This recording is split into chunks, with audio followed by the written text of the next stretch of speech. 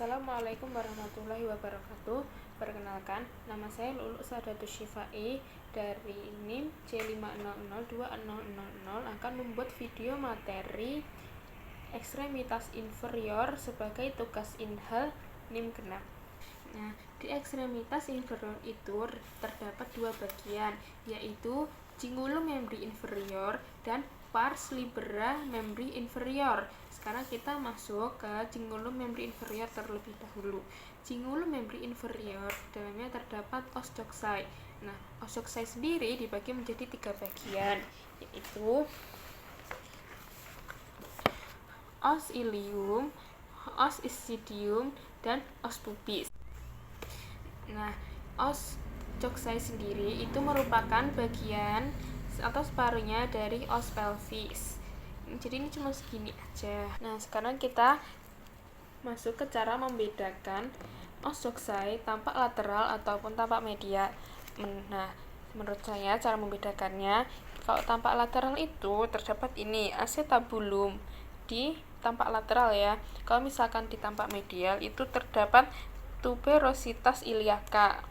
Sekarang kita masuk ke pars libera membri inferior. Pars libera membri inferior itu dibagi menjadi 4 regio.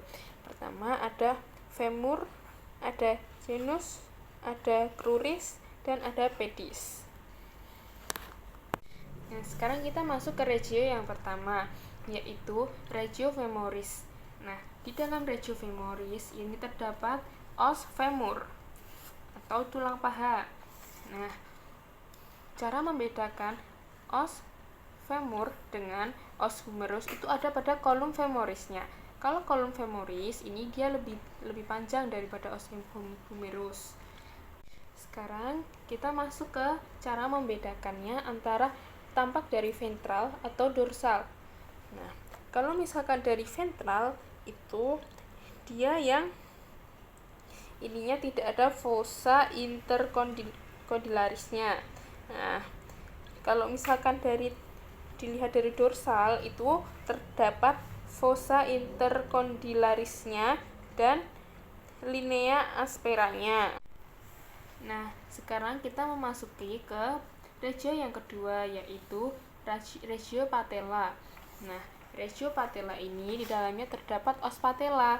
Nah, os patella itu merupakan tempurung lutut, merupakan os sesamoidea yang terbesar.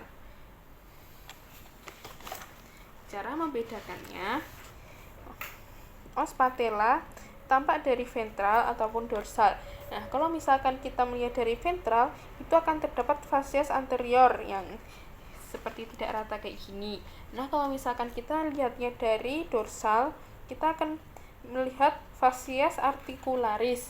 Ya dia yang yang nggak kasar kayak gini. Nah, sekarang kita akan memasuki regio yang ketiga, yaitu regio cruris. Nah, di regio cruris ini terdapat dua tulang. Regio cruris yang ini ya.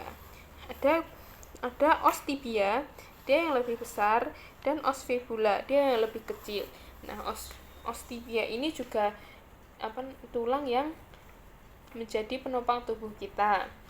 Nah, sekarang kita akan masuk dan cara membedakan tampak ventral dan tampak dorsal pada os tibia. Nah, kalau misalkan os tibia itu dia terdapat linea obliquanya dan terdapat tuberositas tibiae pada tampak ventral. Nah, kalau misalkan pada tampak dorsal itu terdapat linea musculis solei-nya di sini dan terdapat foramen nutritium di sini.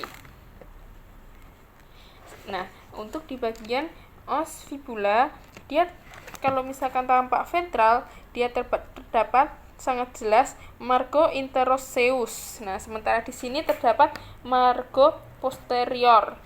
Nah, kalau margo interosseus itu dia dari atas sampai bawah terlihatnya.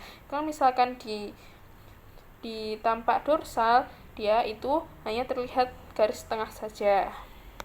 Nah, kita akan masuk ke regio yang terakhir, yaitu regio pedis.